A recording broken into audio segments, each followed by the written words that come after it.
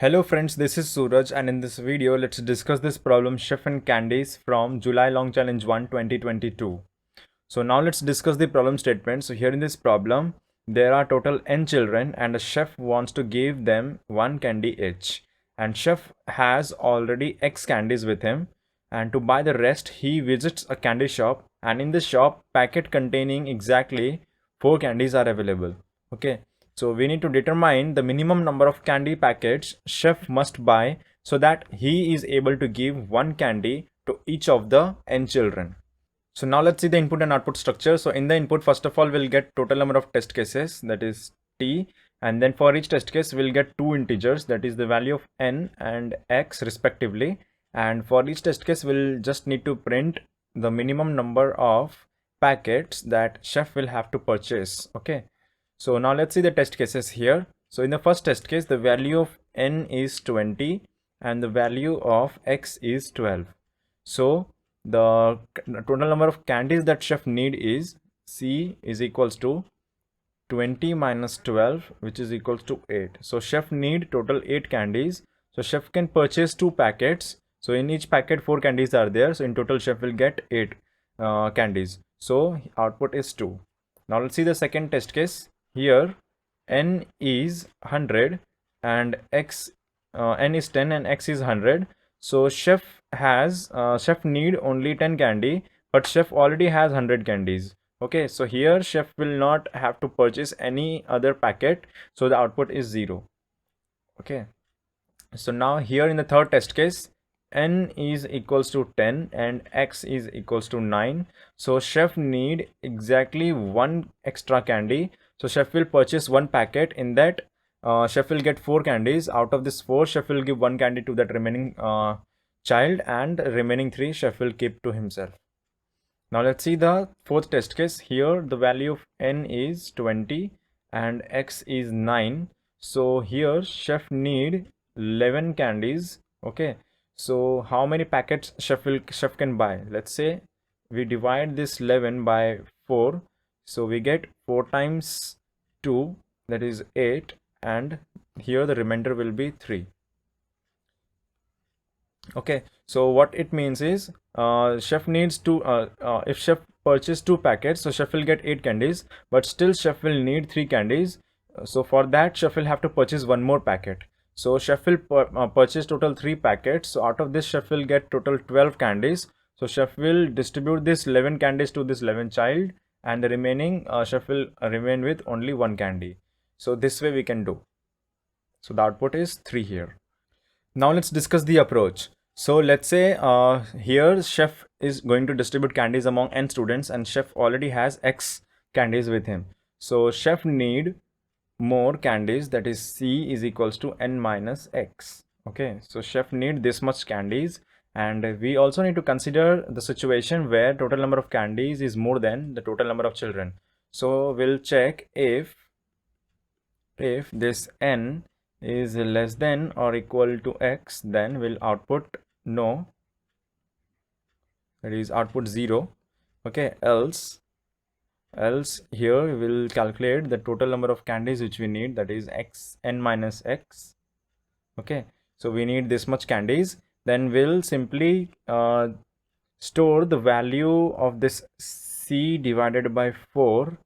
Okay, so this will give us the quotient, that is if we divide this c by 4, we'll get some quotient q and then some remainder here, some remainder r. So it means that we'll need this q number of packets, and the total number of candies from this q packets will be completely used, and still we'll need this r candies, okay, which will be surely less than 4. Okay, so in order to satisfy this, we need to purchase one more candy. So our answer will be q plus and r. If r is not equal to 0, if r is not equal to 0, then we'll add 1, otherwise we'll add 0. So q plus this value here, so this will be our answer.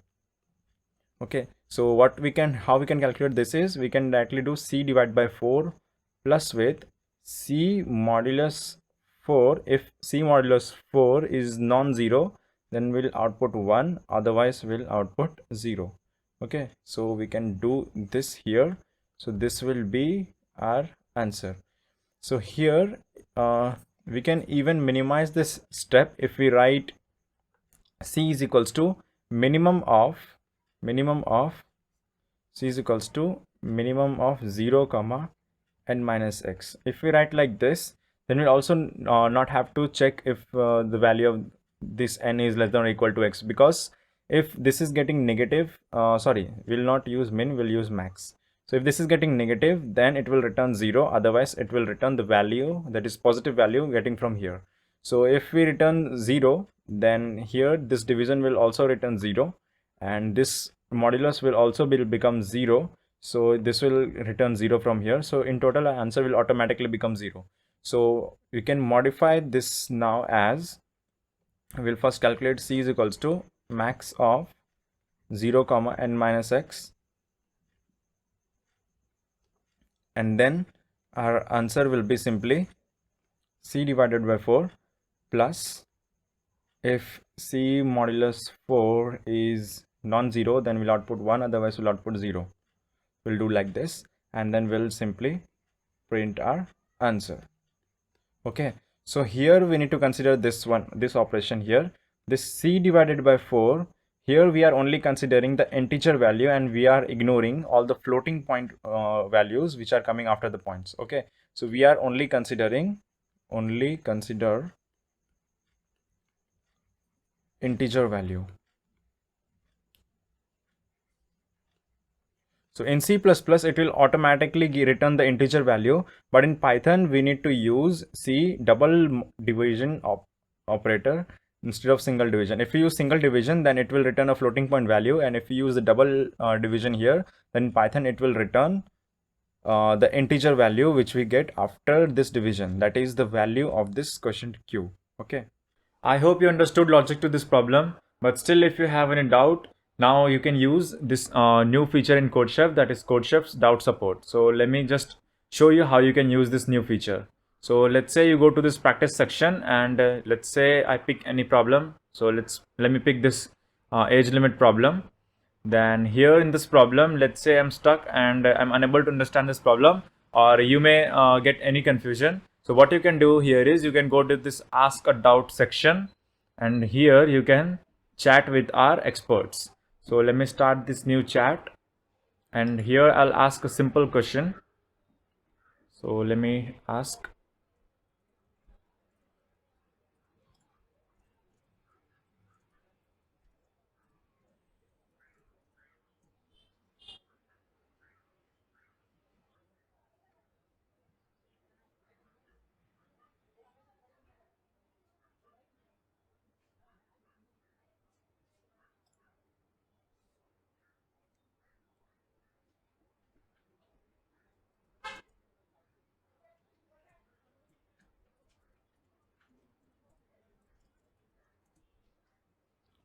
so here you can see that my doubt is answered, and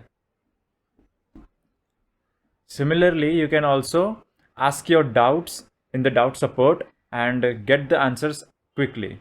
So this doubt support will be available 24/7.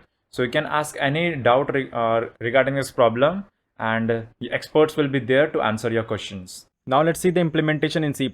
So here, first of all, I'm accepting t, the total number of test cases. Then I'm calling solution function for each and every test case. And in the solution function, first of all, I'm accepting the value of n and x. Then here I am recalculating the value of n, that is the required number of candies, that is equals to max of 0 comma n minus x. Then here I'll check the remainder. If n modulus 4 is non-zero, then I'll output 1, otherwise I'll output 0. Then I'll simply print n divided by 4, that is the integer value, that is the quotient which we are getting from here, plus this rem. Here is the similar implementation in Python. So first of all, I'm accepting t, the total number of test cases. Then I'm calling solution function for each and every test case. And in the solution function, first of all, I'm accepting the value of n and x. And then here I'm recalculating the value of n, that is simply equal to max of 0 comma n minus x. So here I'll calculate if this n modulus x is non-zero value, then I'll output 1. Okay, otherwise I'll output 0. So then I'll simply print the integer value after dividing by 4 plus the remainder which we are getting, that is 1 or 0. So this way we'll get our answer. So I hope you understood the logic and its implementation in both C++ and Python. In case you have any doubt, feel free to write in the comments. So let's meet in another video. Thank you so much.